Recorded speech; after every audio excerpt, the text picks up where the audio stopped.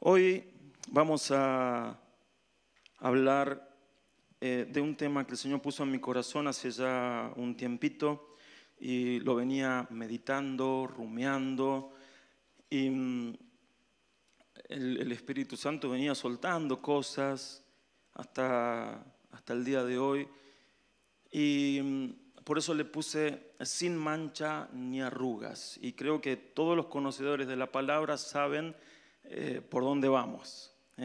¿Por qué? Porque Efesios 5, 24, versículo 24 al 27 dice así: esposos, amen a sus esposas, así como Cristo amó a la iglesia y se entregó a sí mismo por ella para santificarla. Él la purificó en el lavamiento del agua por la palabra, a fin de presentársela a sí mismo como una iglesia gloriosa, santa e intachable, sin mancha ni arruga ni nada semejante. Esposos, dice, pero no voy a hablar de matrimonios, sino que voy a tomar lo que Pablo, esta analogía que hace Pablo del Señor hacia la iglesia, y que dice que Él la purifica, pero también dice que mediante el lavamiento del agua por la palabra, Él la prepara para presentársela a sí mismo como una iglesia, primero, gloriosa; segundo, santa; tercero, intachable. Y después dice, sin mancha, sin arrugas, ni nada semejante. Y ahí está hablando de lo que sería el vestido de una novia. El vestido de una novia. La iglesia tiene que ser gloriosa. La iglesia no puede dar, hablando en criollo, dar lástima. No tiene que ser una iglesia de vergüenza. No tiene que ser una iglesia que el mundo la mire y se burle de la iglesia. La iglesia tiene que ser gloriosa. Dios la ve así. Él la purifica. Él hizo una obra poderosa cuando Él se sacrificó por la iglesia en la cruz del Calvario, por su desposada, porque nosotros en este momento somos la novia, la que se va a casar, la desposada. Y un día el novio viene para llevarnos con Él, para vivir para siempre con Él. Pero mientras tanto Él está trabajando en su novia, está obrando en ella para quitarle todas las arrugas, todas las manchas, toda cosa semejante, dice Pablo, y presentársela a sí mismo, gloriosa, santa e intachable. Gloriosa porque tiene que brillar, porque tiene que ser honrada. Santa porque tiene que tener en ella pureza. Intachable porque nadie tiene que decir nada de la iglesia. Lo podrá decir el enemigo, lo podrá decir la gente, pero cuando hay algo intachable es algo que no le pueden encontrar las fallas. Es donde no pueden encontrar dónde está el error. Al Señor Jesús no le podían encontrar. Al novio no le podían encontrar de dónde decirle algo. Por eso tuvieron que mentir. A la iglesia no le pueden encontrar nada. Por eso, si es una iglesia intachable, van a tener que mentir. Pero, lamentablemente, hoy en día, la iglesia, y en muchos casos y con justificación, tiene cosas que el mundo toma para hablar mal. Por eso nosotros tenemos que, y quería este primer mensaje del año hablarlo, porque tenemos que crecer en que la iglesia sea gloriosa, santa e intachable. Nueva Vida, ¿sí? Ojalá toda la iglesia, pero Nueva Vida tiene que ser una iglesia santa, gloriosa e intachable. Y yo creo que la venida del Señor es inminente. Yo creo que el Señor está trabajando en la iglesia. Los tiempos se están acelerando y yo creo que esta palabra se está acelerando. Dios está trabajando en la iglesia. Dios está hablándole a la iglesia Dios está llevándola a un mover de terrenos de revelación, de terrenos de intimidad con Él. Le está hablando muchas cosas, la está purificando, está planchando sus arrugas. Y créanme que la plancha del Señor a veces duele un poco. La figura utilizada entonces es la del vestido, porque el vestido, mis hermanos, es muy interesante como en cada cultura se destaca la vestimenta de los novios. Es muy interesante como para la fiesta de casamiento el novio o la novia, en especial la novia, tiene que destacarse. Y no solamente aquí en nuestra cultura oriental, sino en todas las culturas del mundo, el vestido de la novia tiene que destacarse. A veces, bueno, acá nosotros en nuestra cultura oriental, perdón, occidental, no, me mandé para el lado de los chinos, es que soy medio japonés, entonces. En nuestra cultura occidental, vieron que la novia vestida de blanco, toda la ceremonia entra la novia, alfombra roja, el novio termina siendo un accesorio. ¿O no? El novio, nosotros un trajecito así y todo, la novia toda pomposa, así, entrando a la iglesia. El novio queda al lado, un accesorio más, porque todo el mundo dice, ¡ay, qué lindo el vestido de la novia! Y nadie dice el vestido del novio. Pero en toda cultura hay como el destacar la vestimenta. Y yo quiero mostrarle como para que veamos que es así, algunas fotos. Por ejemplo, a ver, pásame una. Eso es en Bali. Y no necesariamente tienen que ser de blanco. Cada cultura tiene muchos colores y muchas formas. Eso es en Bali, miren ese vestimenta. El novio no se queda atrás, ¿eh? Otro, en la India. Unos bordados tremendo, ¿no? Otro, Indonesia. Miren la novia. Ahí sí que el novio queda como un accesorio más. Otro, Japón. Wow, ¿no? Otro, Corea del Sur. Qué hermoso. Y voy a mostrar algunos de novias específicos. Otro, en Turquía. Perdón, me faltaba ese. Hermosa vestimenta también. Otro, Mongolia. Eso es una novia mongolesa. Destaca, ¿no? Otro, Rumania. Otro, Nigeria. La última, Perú.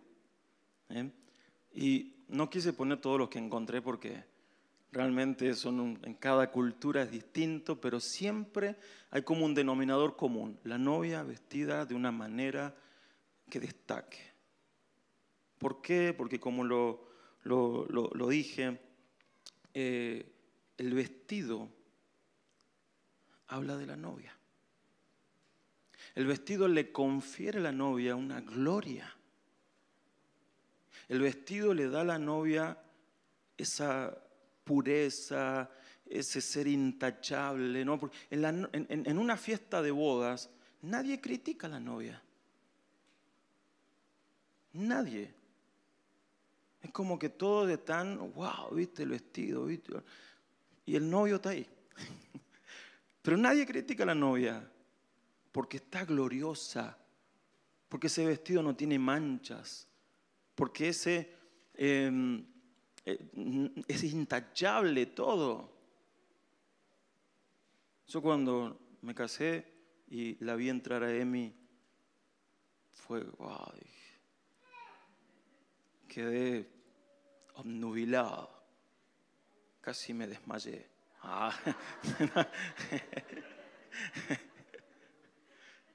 Estaba preciosa y sigue siendo preciosa mi esposa. Pero imagínense, hermanos, el Señor Jesús tiene que recibir una novia así.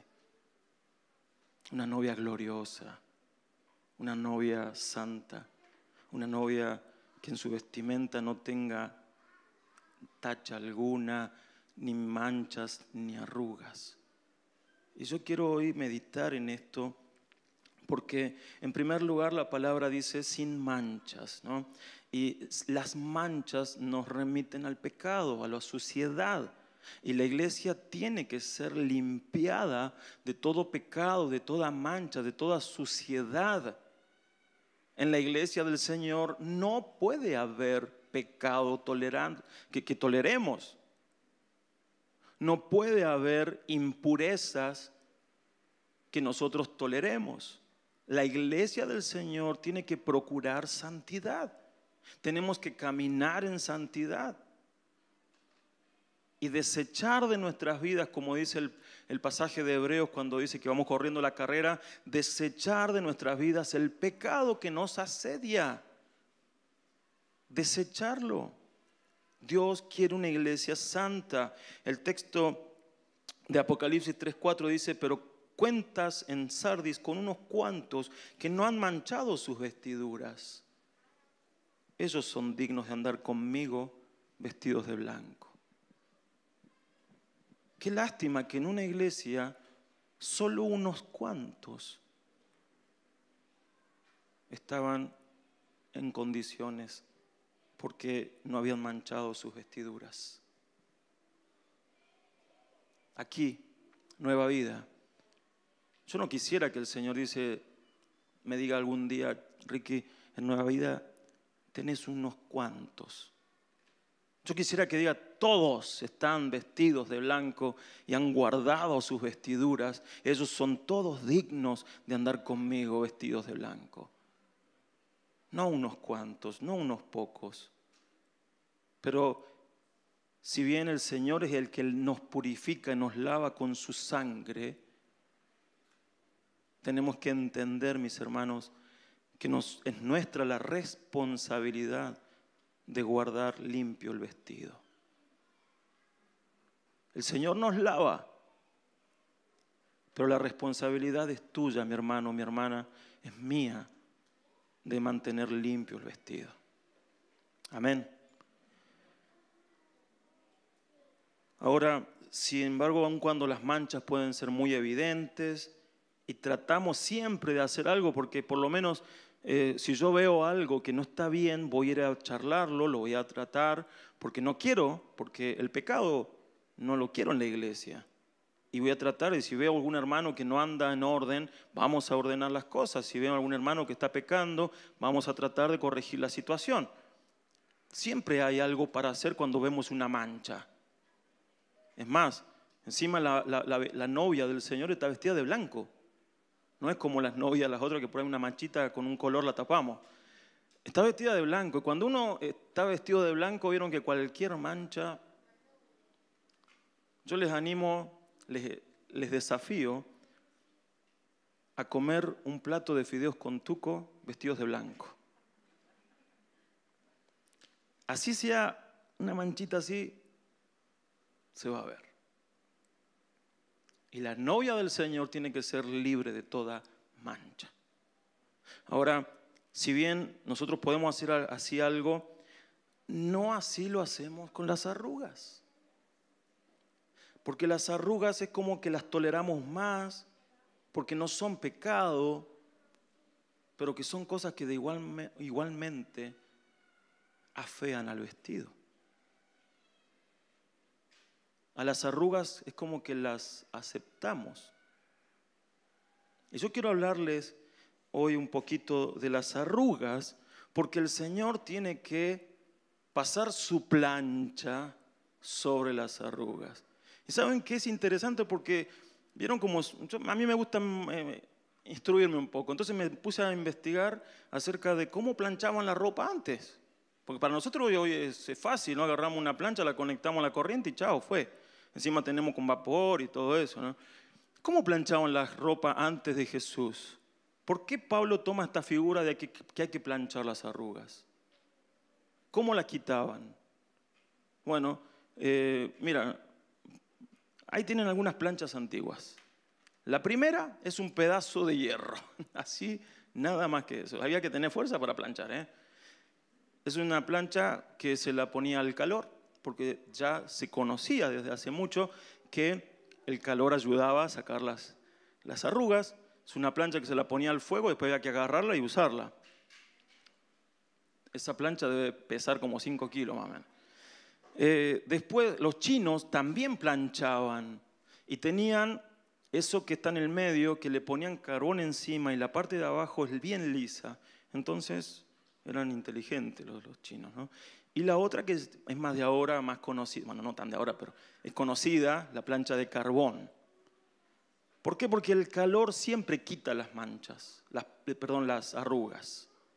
Y aún los griegos, previo a Jesús, utilizaban rodillos como los rodillos para amasar, de acero, de bronce, los calentaban y los hacían circular sobre la ropa, porque los griegos consideraban que un vestido bien planchado, y ellos le hacían así como lo pinzas, se llaman, lo pinzaban, ¿no? Era un refinamiento, una señal de refinamiento social. No cualquiera planchaba las ropas. Y el que tenía ropas planchadas pertenecía a un estrato social de refinamiento. Así que es muy importante que la novia tenga la ropa planchada, su vestido sin arrugas. Y a veces Dios va a tener que usar su plancha. Y nos vamos a tener que dejar planchar por el Señor con ese calor del Espíritu que muchas veces quema, pero que es necesario. Y algunas arrugas de las que yo quiero hablar hoy me preocupan, y lo hablo para aquí, para la nueva vida, no es simplemente un mensaje general, lo hablo para aquí, porque son cosas que Dios me ha mostrado y que en lo que tenemos que crecer, ¿sí? Algunas arrugas. La primera que quiero tratar es la falta de revelación. Falta de revelación. ¿Por qué? La revelación, Dios, como dije hace un momento, Dios está hablando. Dios habla. Y le está hablando a la iglesia en este tiempo. Le está hablando muchas cosas. Y no solamente a Nueva Vida, yo le digo, le está hablando a la iglesia general, mundial. Y está hablando de muchas cosas que se están hablando acá, que se están hablando en el norte, que se están hablando en Europa, que se están hablando en Asia, en todos lados, porque Dios habla a su iglesia. Y habla de identidad, habla de diseños, habla de ambientes, de amor, de honra, de gloria, del ambiente que se te ocurra, de autoridad. Habla de tantas cosas que solamente lo van a tomar aquellos que tengan oídos para oír. Y ahí entra la revelación. Porque la revelación no es solamente tener una información de lo que dice aquí, sino es poder haberlo entendido en tu espíritu. No solamente acá, sino acá, en tu espíritu. Cuando no lo entendemos en el espíritu y lo tenemos solamente acá, lo vas a vivir, capaz que por obediencia, pero sin el entendimiento que Dios quiere que tengas. Sin el entendimiento de lo que tenés que tener en tu espíritu, donde el Espíritu Santo habla, donde tenés que estar conectado al Espíritu Santo. Tu espíritu conectado con el Espíritu Santo, y ahí comienza a fluir revelación, entendimiento de esos principios. Yo puedo hablarles de identidad, pero si no se te revela en tu espíritu, vas a decir, yo tengo una identidad en Cristo, pero cuando se te revela, hermano, cuando se te revela, hermana, tu identidad en Cristo es otra cosa. No es un cúmulo de información de lo que sos como hijo, sino que es identidad, es esencia. Y así todo lo que acabo de decir, los diseños de Dios, cuando se te revela un diseño de Dios, eso es tremendo. Dios te da algún diseño y vos, wow, te pueden venir con todo un un papel escrito con muchas cosas acerca de cómo hacer algo, pero cuando se te revela un diseño de Dios, no necesitas nada. Hay un diseño revelado. Ese diseño puede caer en muchas partes de la iglesia donde Dios quiere tocar y bendecir y levantar. Por ejemplo, un diseño para la adoración. Dios está levantando para este tiempo un diseño de adoración distinto al que quizás nos dio hace 30 años. Pero si es de Dios, va a ser bueno. Dios está levantando un nuevo mover en diseños para la iglesia que tenemos que comenzar a permitirle al Señor que nos los revele. Porque si no lo revela, nos quedamos afuera. Miren lo que dice en 2 Corintios 3:18, dice: por lo tanto, todos nosotros que miramos la gloria del Señor a cara descubierta como en un espejo, somos transformados de gloria en gloria en la misma imagen como por el Espíritu del Señor. Somos transformados de gloria en gloria.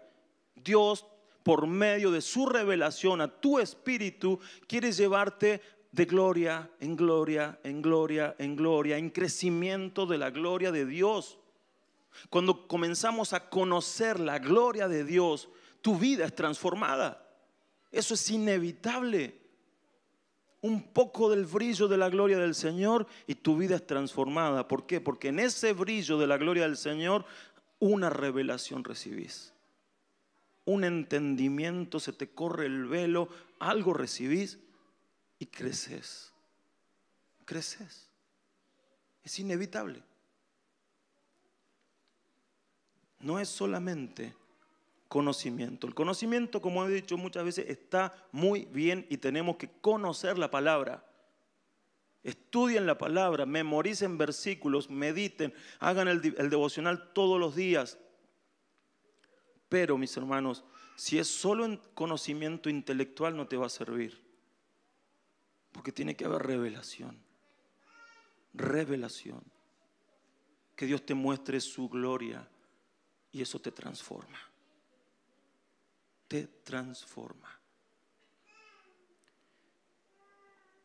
La revelación de los principios del cielo nos va a llevar de gloria en gloria. Por eso tu vida, tu ministerio, todo lo que vivas tiene que ser un constante crecer, crecer, crecer, pero espiritualmente. ¿Por qué digo que esto, la falta de revelación es una arruga? Porque la arruga quita gloria al vestido de la novia, pero la revelación añade gloria a ese vestido. Tenemos que crecer en revelación, mis hermanos. Revelación. Segunda cosa que creo que es también una gran arruga: las tradiciones y la religiosidad. Mateo capítulo 15, versículo 1 al 3 dice: ciertos escribas y fariseos de Jerusalén se acercaron entonces a Jesús y le preguntaron: ¿por qué tus discípulos quebrantan la tradición de los ancianos? ¿No se lavan las manos cuando comen pan? Él le respondió: ¿por qué también ustedes quebrantan el mandamiento de Dios por causa de su tradición? ¿Saben? Uno se tiene que meter en el contexto de la historia. ¿Qué estaba pasando acá? Estaban acusando a los discípulos de Jesús que no se lavaban las manos para comer. Ahora, no era porque los discípulos de Jesús eran unos sucios, porque les gustaba comer con las manos cochinas, diría mi mamá. Es porque del lado de los fariseos habían llevado el lavamiento de manos a un ritual. Entonces se lavaban antes de cualquier cosa de comer, se lavaban como hasta 7 veces en una forma ritual para ver si quedaban purificados, y si no te lavabas las manos ya te consideraban un pecador. Pero esto no era Biblia. Esto no era ley. Esto no era algo que Dios hubiese demandado. Esto era tradición. Nada más que eso. Y la tradición es, según la Real Academia Española, una doctrina, costumbre, conservada en un pueblo por transmisión de padres a hijos. Es algo que se aprendió, se lo transmití a mi hijo se lo transmitió a su nieto, y así, ¿no?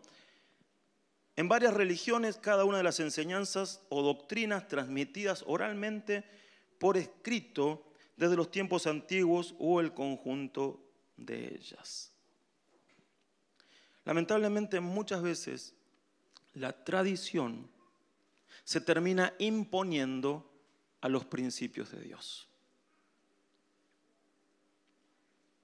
La tradición se impone a los principios de Dios. Por ejemplo,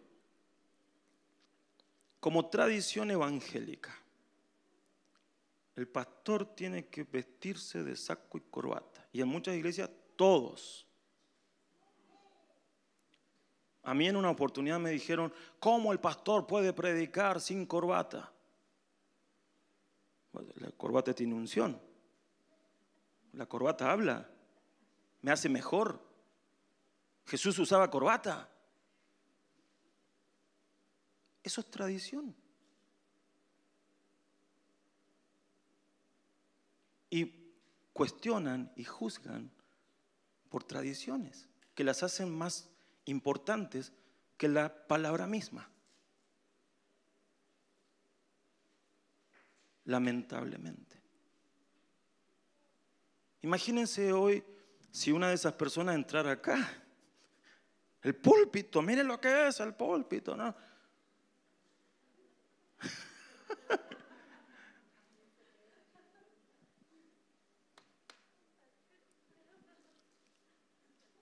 No, hermanos. Hay tradiciones. El púlpito es un mueble que a alguien se le ocurrió poner en la iglesia para apoyar la Biblia.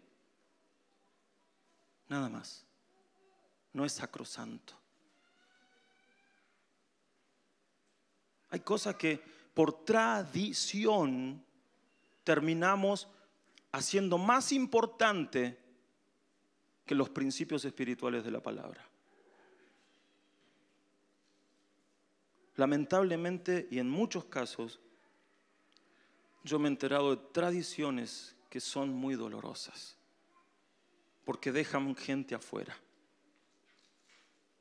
En una oportunidad a una persona que llegó a una iglesia donde estábamos, llegó vestido un poco sucio, venía del trabajo y realmente quería participar de la reunión. Y yo le dije, entre. No, dice, porque mira cómo ando. Y no importa, le digo, pase. No, dice, porque fui a una iglesia por allá y me dijeron que si no iba con traje y corbata que ni entrara, que ni volviera. Tradición.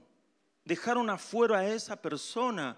Yo le diría a esas personas dirían, ¿cómo va a romper la tradición de nuestros ancianos porque no viene con traje y corbata? ¿Y por qué rompés vos la palabra de Dios no permitiendo que esa persona entre cuando Dios dice en su palabra que no hay acepción de personas?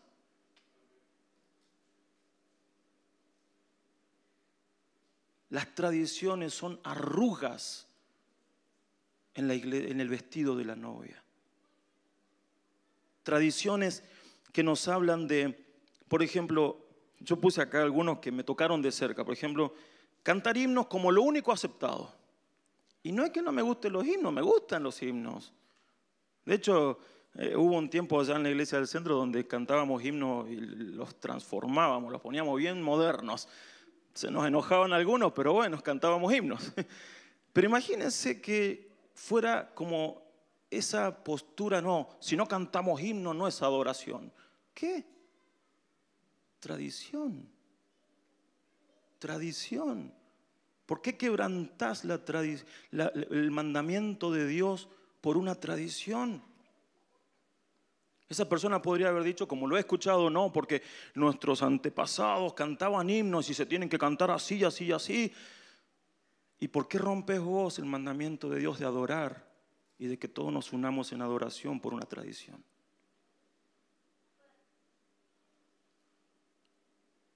La vestimenta, usar determinados instrumentos y otros no, o sea, como que algunos son santos y otros son del diablo. O sea, si nosotros fuéramos por la tradición, hermano, estamos al horno, diría, ¿no? Tradición. No, porque la tradición de nuestros ancianos era que solamente se toque con armonio. ¿Y por qué rompes el mandamiento de Dios de adorar con libertad en un ambiente del Espíritu? Por tu tradición.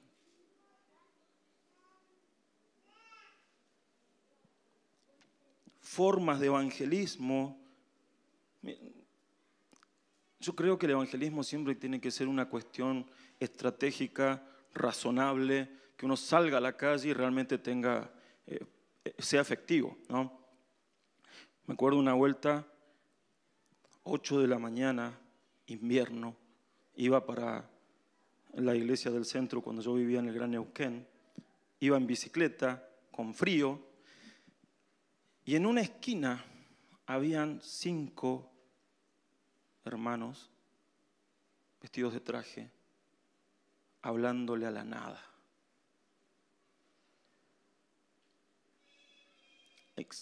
Pero literalmente, hablándole a la nada. No había nadie. Pasé yo por ahí a esa hora y nada más. Díganme, ¿qué efectividad tiene eso? Pero es tradición. Tradición. Formas como las modificaciones edilicias, asambleas para ver si cambiamos una ventana. No, porque la ventana esa la ofrendó el viejito tanto. Y bueno, gloria a Dios por el viejito ese, pero necesitamos una ventana más grande. No, porque la puerta la fabricó don Anastasio.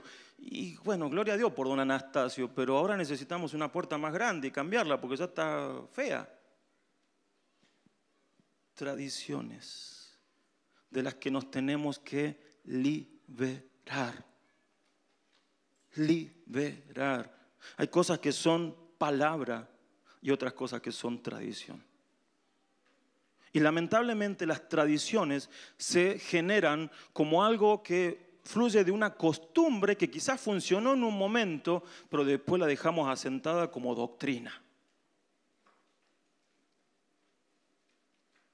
Imagínense que de acá a un tiempo en el futuro una persona diga, che, podemos cambiar el púlpito ese porque el tarrito ese ya no da más. No, porque ese tarrito lo dejó ahí Ricky Oliva y lo puso ahí doña Romina.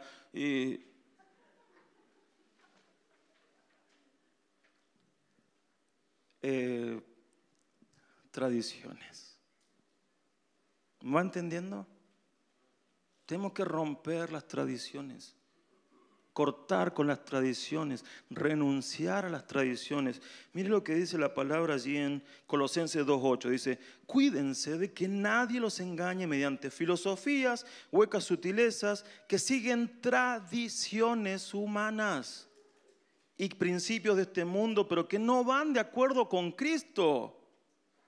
Si tuviéramos que hacer un listado de tradiciones propias de una iglesia evangélica y las analizamos realmente, ¿cuántas están de acuerdo con Cristo? ¿Cuántas cumplen los principios de la palabra, el espíritu del Padre, el espíritu con el cual fue escrita la palabra? ¿Cuántos cumplen con eso?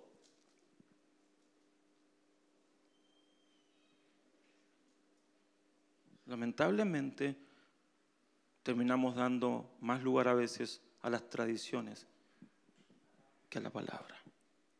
Y esa es una arruga que tenemos que planchar. La religiosidad, las tradiciones, es decir, pero siempre lo hemos hecho así. Pero eso no es justificativo. No es un siempre lo hemos hecho así. Tiene que ser el Espíritu nos indica que hagamos esto. Dios nos está diciendo que hagamos esto otro. Dios nos enseña aquello. No es un siempre lo hemos hecho así y aferrarnos a eso. No. La iglesia tiene que tener sus arrugas planchadas y esta es una que tenemos que quitar. La religiosidad siempre es impulsada por la conservación de las tradiciones. Volvernos religiosos comienza con tratar de cuidar que no me hagan nada contra mis tradiciones. Y la verdad que el Señor debemos poder renunciar a las tradiciones. El apóstol Pablo lo tuvo que hacer. Miren, en Gálatas, no está allí, chicos.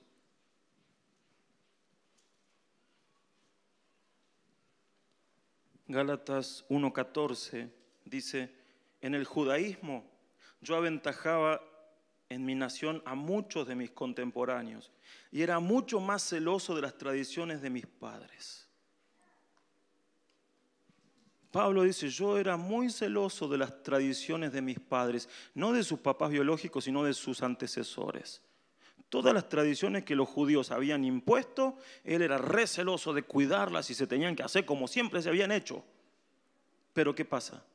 Cuando conoció al Señor, se dio cuenta que muchas de esas tradiciones nada tenían que ver con Cristo.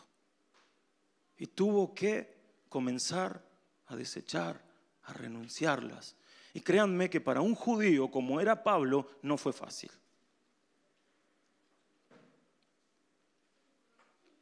Yo te animo, mi hermano, a que si ves alguna tradición en medio nuestro o en tu vida, la revises y veas si está de acuerdo con Cristo. Y si no está de acuerdo con Cristo, saquémosla. Porque lo único que van a hacer es arruinar el vestido de la novia. Por último, la religión, obviamente, como lo puse también allí, no podemos volvernos religiosos. La religión, quizás alguno diga, pero ¿esto no es una religión? No, esto no es una religión. Dios no es una religión. Dios tiene que convertirse en comunión, en una relación. Dios tiene que ser para vos no un ir el domingo a la iglesia. Dios tiene que ser para vos un día a día, vivir en un nivel y en un ámbito sobrenatural, un ámbito del cielo, algo que realmente cambie, te transforme. Nosotros no vivimos una religión. Nosotros somos hijos de un Padre que nos da una identidad y un propósito. Si nos reunimos acá el fin de semana, no es porque es tradición. Aunque a veces quizás alguno tome esto como una tradición, hay que ir el domingo a la reunión. Si lo ves así, hay que darle una rosquita, una vuelta de tuerca allí. Porque aquí no venimos por tradición. Si vos venís el domingo por tradición y a cumplir, no te vas a llevar nada. Nunca te vas a llevar nada. Ahora, si vos venís con una expectativa de que Dios va a hacer algo en esta reunión con tu vida y con cualquier reunión a la que vengas del domingo y estés esperando la reunión con esa expectativa, Dios va a hacer algo. Porque no es tradición. La reunión no es tradición. El tiempo de alabanza, de adoración, no lo podemos tomar como tradición. No, sí, ahí cantan como 40 minutos, después viene la palabra. Llegate cuando esté hablando la palabra. Si usted hace eso y si en su corazón está eso, renuncia a eso. Porque el tiempo de la alabanza y el tiempo de la adoración es un tiempo de conectarnos en el espíritu, en un ambiente donde el Espíritu comienza a obrar. Hay gente que se ha sanado cantando una canción. Hay gente que se ha restaurado y liberado cantando una canción o en un momento de alabanza y de adoración. No podemos estar como espectadores, a ver, mira cómo cantan aquello, ¿no? Mira aquel que levantó las manos. No, tenés que meterte en esa atmósfera de adoración y te metes ahí y sos transformado. No es tradición. Amén. Lo mismo todo lo que vivamos aquí, mis hermanos.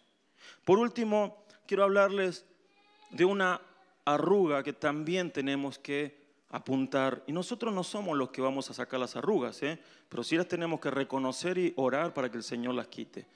Y es la falta de poder. Es la última arruga de la que voy a hablar hoy. Quizás más adelante hable de más arrugas. Falta de poder.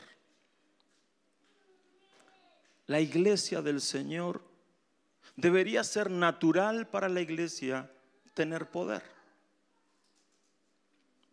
Leía un libro que me gusta mucho de Pablo Deiros, este pastor bautista, que se llama La acción del Espíritu Santo en la historia. Y él habla de por qué cuando la iglesia comenzó tenía tanto poder y después con el paso de los siglos es como que ese poder fue menguando. ¿Por qué en aquel momento se sanaban, se liberaban, habían milagros, habían prodigios, habían señales y después con el paso del tiempo eso fue menguando y como que es raro que haya manifestaciones? ¿Qué pasó? Resulta que el cristianismo después de la Reforma, donde estuvo Lutero, Calvino y todos esos reformadores, comenzaron a hablar de algo porque no veían esos milagros.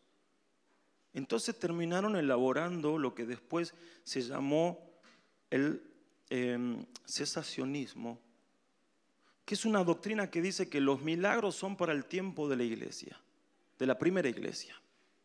Milagros, dones, manifestaciones, todo eso para el tiempo de la primera iglesia. Y no para hoy.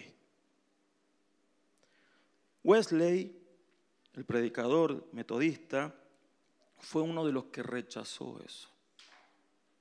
Y él dijo una frase que a mí me gusta mucho, o sea, su forma de pensar, porque él rechazó este concepto y dijo que él consideró que esta cesación estaba asociada a la pobre condición espiritual de la iglesia,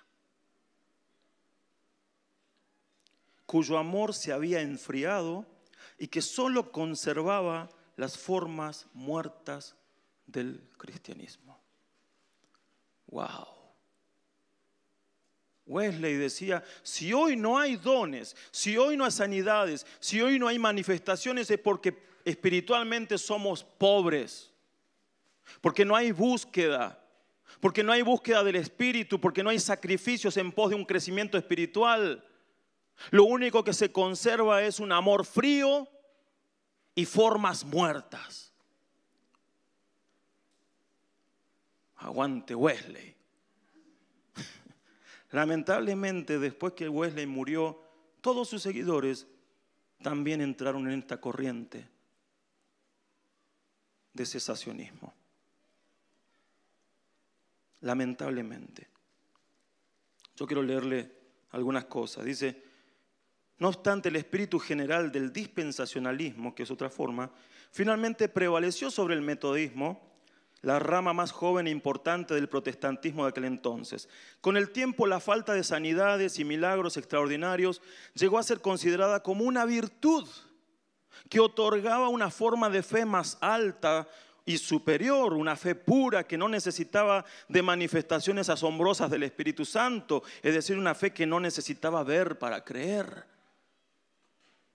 Eso fue una mentira que el diablo metió en la iglesia, donde no hace falta manifestaciones, nuestra fe tiene que ser más refinada, más pura, mejor, sin la necesidad de manifestaciones y milagros. Mentira del diablo. Y la iglesia comenzó a mamar esta doctrina. Y yo creo que esta doctrina que es diabólica, porque toda doctrina que limite el poder del Espíritu Santo es diabólica. Esta doctrina se metió. Dice, debido a su idea preconcebida de que las manifestaciones sobrenaturales del Espíritu Santo ya no ocurren, los dispensacionalistas son frecuentemente los primeros en denunciar como fraudulento, falso o demoníaco a cualquier fenómeno de tal índole que se atribuya a la acción del Espíritu Santo. No me va a decir que no es así. Los primeros que saltan a denunciar si hay un milagro, si hay una manifestación de don y que eso no es de Dios, son los que no creen justamente que pueda haberlos.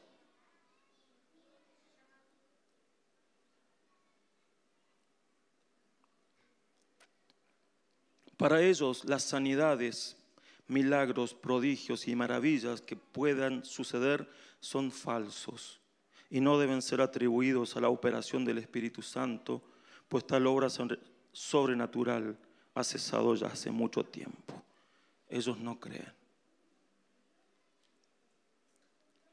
O sea, lo que hoy vimos aquí con el milagro de Bani, ¿cómo lo van a explicar? No lo creen. Y si no, lo van a atribuir a otra cosa. Pero en el nombre de Jesús nosotros tenemos que desechar estas doctrinas mentirosas y del demonio. Doctrinas diabólicas. Porque Dios sigue siendo el mismo. Porque el Señor es Dios poderoso ayer, hoy y por siempre. Porque su poder está a disposición de la iglesia para que la iglesia impacte a este mundo también con ese mismo poder. Y yo creo que se vienen tiempos de aquí en adelante, mis hermanos, tiempos post-COVID, donde los argumentos no van a servir y donde va a tener que levantarse una iglesia sobrenatural. Una iglesia que manifieste poder. Donde haya dones espirituales activos. Dones, el que tengas, Dios te ha dado dones. Y por medio de ese don tenés que impactar. La gente tiene que conocer que hay algo distinto en vos, algo sobrenatural. La iglesia del primer siglo se conocía, ¿por qué? Porque eran una iglesia que trastornaba al mundo. ¿Cómo trastornaban? Con el poder de Dios. Porque las palabras no eran solamente palabras, eran palabras de poder, palabras que impartían vida, palabras que rompían con estructuras, palabras que daban salvación. Había hermanos que oraban por los enfermos, se sanaban, otros hacían milagros. Había libertad de los demonios, a los cautivos. La unción del Cristo a plenitud en la iglesia. Esa es la iglesia que Dios va a levantar para este tiempo de ahora en más. Hace tiempo que el Señor me lo viene confirmando y por eso yo quiero, mis hermanos, una iglesia de poder. Hay poder en tu vida. Hay dones activados en tu vida por los cuales la gente diga, mira, ese tiene algo distinto.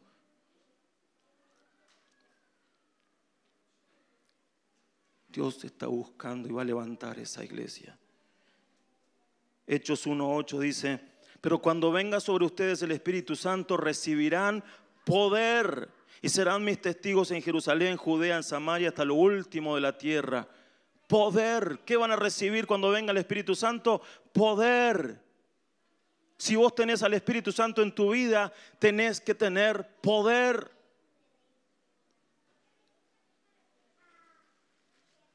Si no hay poder, entonces hay que activarlo. Pero es inevitable porque es declaración del Señor que si el Espíritu vino sobre tu vida, hay poder. ¿Para qué? Para salir afuera, hermanos. Para hablarle a otros. Para que otros vean y conozcan a este Dios que transforma, que sana, que libera, que restaura.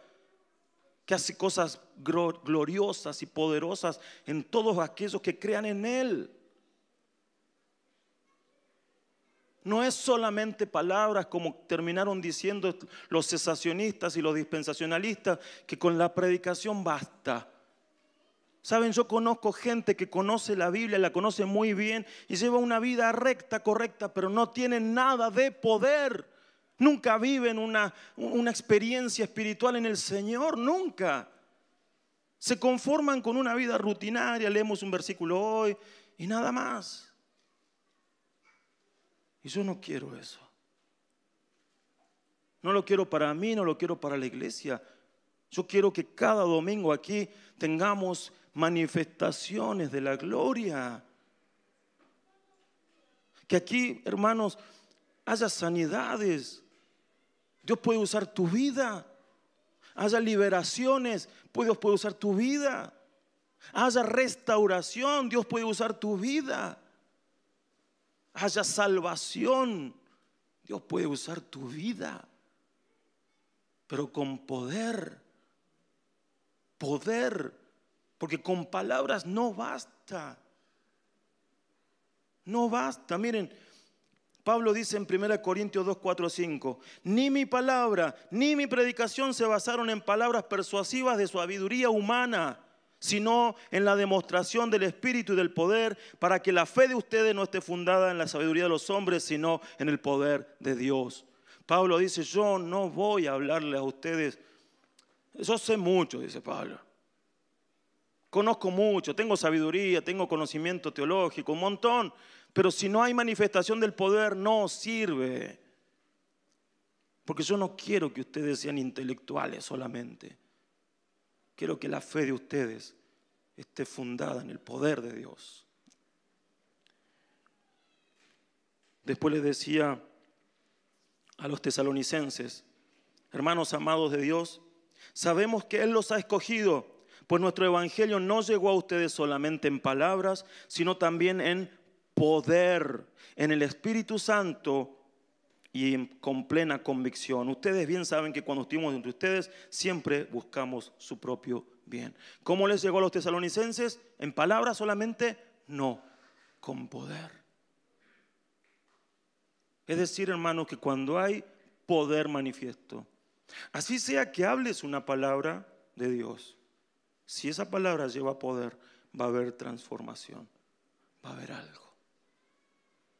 Dios tiene que levantar una iglesia que cada vez que nos reunamos generemos un ambiente donde el Espíritu comience a obrar. Y si estás solo y vas por la calle y alguien necesita algo, que el Espíritu te lo diga y te diga, acércate ahí, ora por él. Y el poder de Dios salga de aquí, de estas cuatro paredes. Invitamos aquí, adoramos juntos, se manifiesta el Señor, se sanan personas, se restauran, se liberan, se salvan, pero también sale y sigue pasando lo mismo afuera. Donde quiera que Dios nos ponga. Esa es la iglesia que quiero. Esa sería una iglesia sin mancha, sin arrugas, una iglesia gloriosa, santa, intachable, que realmente causa sensación, que trastorna ambientes. Esa es la iglesia a la que Dios nos llama.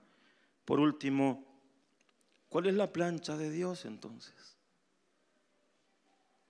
Pues ya reconocimos un par de arrugas.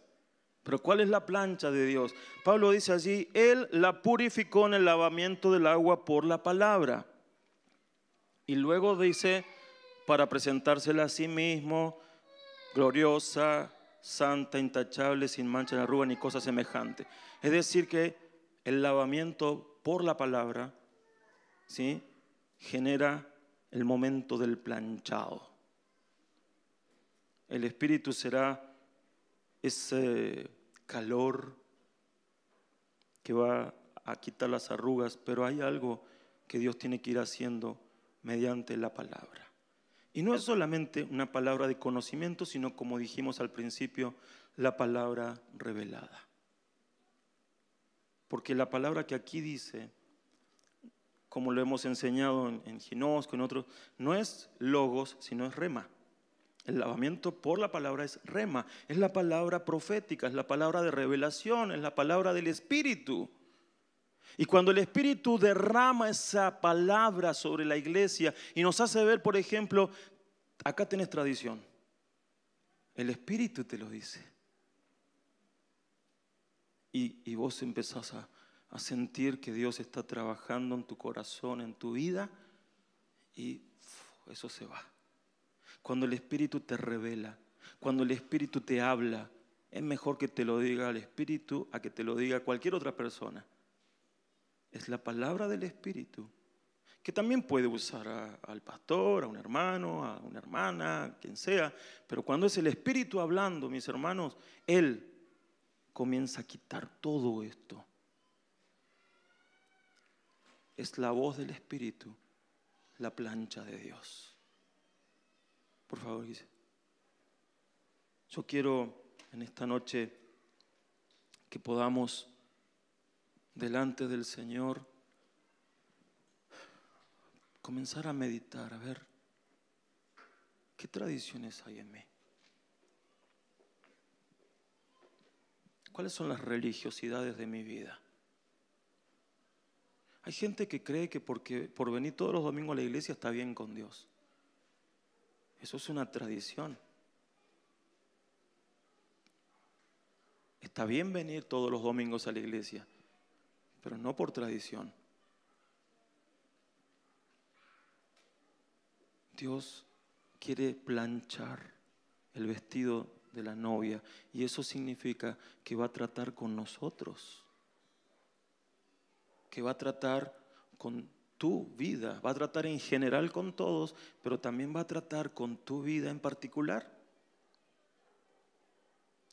Y quizás como Pablo tengamos que terminar renunciando a cosas que creíamos así en el Evangelio, no son las tradiciones de mis ancianos, de mis padres, de mis abuelos. Y Dios te dice, bueno, pero esa tradición está quebrantando el mandato de Dios. Sácalo, quítalo.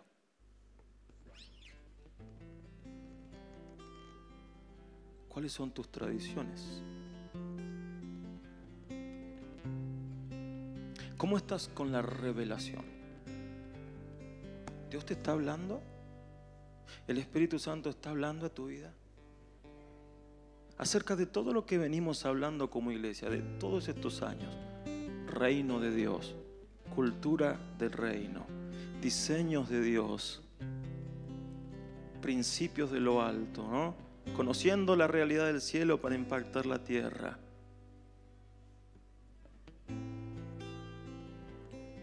Identidad, ambientes, altar.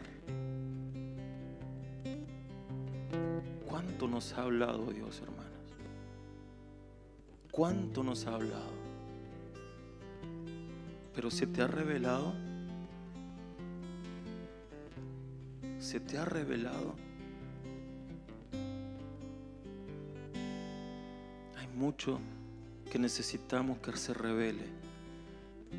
Y yo creo que este es un tiempo y este va a ser un año que si realmente lo buscamos, vas a recibir una revelación muy grande que te va a llevar a un nuevo nivel espiritual, porque eso es a lo que Dios te llama, a estar más alto, a ser llevado de una gloria menor a una gloria mayor. A eso te llama Dios. Si vos te querés quedar en la gloria menor y conformarte con eso, bueno, es asunto tuyo. Pero Dios no te quiere allí. Si vos decís, bueno, no, porque yo voy a la iglesia, porque yo necesito que Dios me ayude, porque Dios esto y lo otro. Bueno, eso es una gloria menor y Dios te puede sustentar y dar así. Pero Dios te quiere más arriba de eso. Dios te quiere llevar a un nivel de revelación y de madurez en el cual te alinees con Él y comiences a gobernar con Él.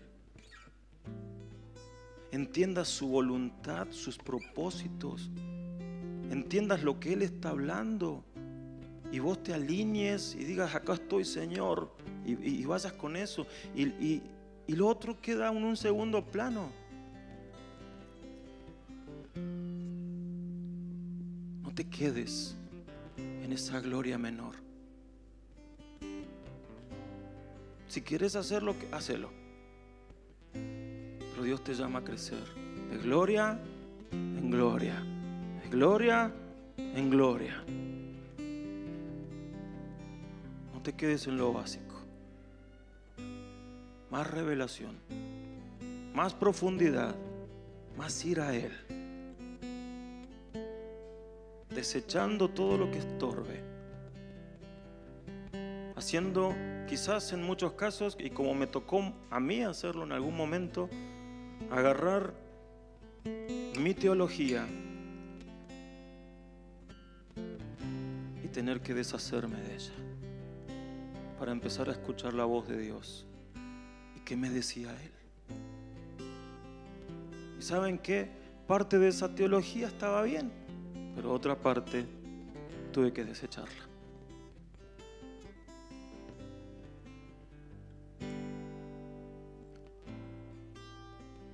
Y yo te desafío en esta noche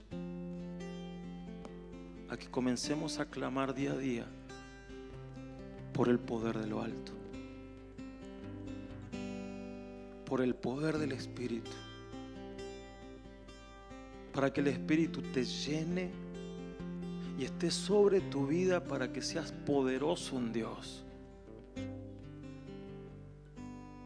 para que tengas poder para vencer tus debilidades, tus flaquezas, tus pecados, pero tengas poder para salir afuera, enfrentarte al mundo, hablar de Cristo, ir a alguna persona, orar por esa persona, enfrentarte a un endemoniado y que sea liberado. Poder, el poder de Cristo, el poder de su Espíritu. El Señor Jesús dijo que todo el que pida al Padre el Espíritu, Él lo daría. Y compara diciendo: si un papá, si un hijo le dice a su papá: papá, dame un huevo, no le va a dar un alacrán. Si le pide pan, no le va a dar una serpiente. Así dice, con esa disposición, el Padre del cielo, si le pedís el Espíritu, te lo da.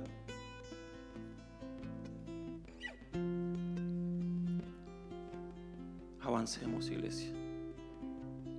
Avancemos.